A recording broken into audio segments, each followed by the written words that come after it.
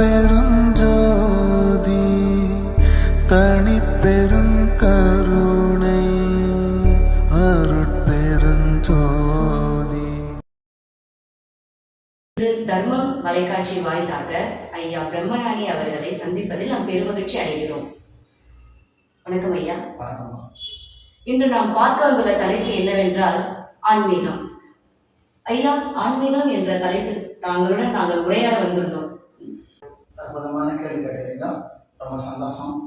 அருட்பெரும் ஜோதி அருட்பெரும் ஜோதி தனிப்பெரும் கருணை அருட்பெரும் ஜோதி எல்லா உயிர்களும் இன்புற்று வாழ்க வள்ளல் மலரடி வாழ்க வாழ்க. இன்றைக்கு அற்புதமான கேள்வி கேட்டிருக்கிறாங்க. ஆன்மீகம் என்றால் என்ன அப்படின்ட்டு. தர்மம் தொலைக்காட்சி நேயர்களுக்கு வணக்கம். அதே நேரத்தில் உலக பொதுமக்கள் அனைவருக்கும் வணக்கம். ஆன்மீகம் என்றால் அறிவான செயல் அனைத்தும் ஆன்மீகம். அறிவில்லாத செயல் ஆன்மீகம் இல்லை. அப்பொழுது அறிவான செயல் எது என்றால், ஒரு நம்ம சாப்பிட்றோம்னு பார்த்தீங்கன்னா, அந்த சாப்பிடும்போது அதை இறைக்காமல் சாப்பிடணும். ஏன்னா எந்த உயிருமே ஆகாரம் இல்லாமல் இந்த உலகத்தில் உயிர் வாழு. ஆகையால அந்த உணவை இறைக்காம வீணாக்காம ஒரு செயல் செய்வது ஆன்மீகம். அது எந்த செயலாக இருந்தாலும், இப்போ ஒரு இடத்துல வேலைக்கு போகிறோம், ஒரு வேலை நம்ம கொடுக்குறாருன்னா அந்த முதலாளி மனசுக்கு ஏற்ற மாதிரி திருப்தியாக நம்ம வேலை செய்து கொடுத்தா அதுதான் ஆன்மீகம். அதை விட்டு வேற மாதிரி நம்ம பண்ணோம்னா அது ஆன்மீகம் இல்லை. அதே போல் பார்த்தீங்கன்னா, இப்போ எல்லாருமே பார்த்தீங்கன்னா இப்போ கோவில் அப்படின்றாங்க, கோவில் விழா இப்படிலாம் சொல்லி ஆன்மீகன்றாங்க. அது கோவில் ஆன்மீகமே இல்லை.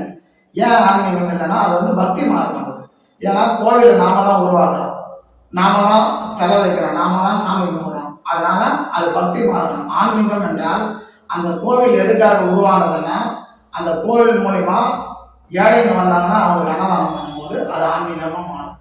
அப்போ ஆன்மீகமாக ஒருத்தர் பசியாக வைக்கும் போது அது தர்மத்தின் செயலாகும்.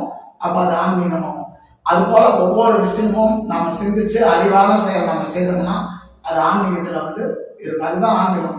அதுதான் பெரிய ஞானிகள்லாம் சொல்றாரு. உள்ளம் பெருங்கோயில் ஊனுடன் வாழையம் வள்ளல் பிரானுக்கு வாய் கோபுர வாசல் தெல்ல தெளிந்தோருக்கு சிவனே சிவலிங்கம் கள்ளப்புலன் காணாம மணிவிளக்கு. வந்த ஞானிகள் எல்லாருமே பார்த்தீங்கன்னா ஆன்மீகத்தை தான் சொல்லிட்டு போயிருக்காங்க. அப்போ ஆன்மீகம் என்னன்னா வாழ்வியல். அந்த வாழ்வியல முறையா வாழறது தான் ஆன்மீகம். முறையானா அன்பு, கருணை, இரக்கம், தயவு, பண்பு, பணிவு, பாசம், சேவை பண்ணுறாங்க. இதெல்லாம் ஆன்மீகம் சம்பந்தப்பட்டது. இதெல்லாம் ஒருத்தர் வாழ்வியலில் கரெக்டாக முறையாக அவர் வாழ்ந்தாருன்னா அதுதான் ஆன்மீக வாழ்க்கை. அதுபோல ஒவ்வொரு மனிதனும் அந்த ஆன்மீகம்னா புரிஞ்சுக்கின்னு அதுக்கு தகுந்த மாதிரி வாழணும். அப்போ அறிவான செயல் அனைத்துமே ஆன்மீகம். ஒரு தாய் தந்தை நமக்காக கஷ்டப்பட்டு நம்மளை காப்பாற்றி நம்மளை படிக்க வச்சு நல்ல ஒரு லெவலுக்கு எடுத்து வராங்கன்னா அவங்கள அதே போல கண் கலங்காம நம்ம என்ன பண்றோம், மனம் போடாம நம்ம அவங்கள காப்பாற்றி வாழ வச்சோம்னா அதுதான் ஆன்மீகம். அதை விட்டுட்டு நம்ம அவங்கள மூஞ்சி காட்டுறது, அது பண்றது, இது பண்றது, மனம் போட வச்சோம்னா அது ஆன்மீகமே இல்லை. அப்போ ஆன்மீகம்னா அறிவு உள்ள செயல் அனைத்துமே ஆன்மீகம். அதனால அருமையான கேள்வி இன்றைக்கு அம்மா கேட்டாங்க. இது உலக பொதுமக்கள் அனைவருக்கும் அதை பயன்படணும்னு நினைக்கிறேன். ரொம்ப நன்றி, வணக்கம்.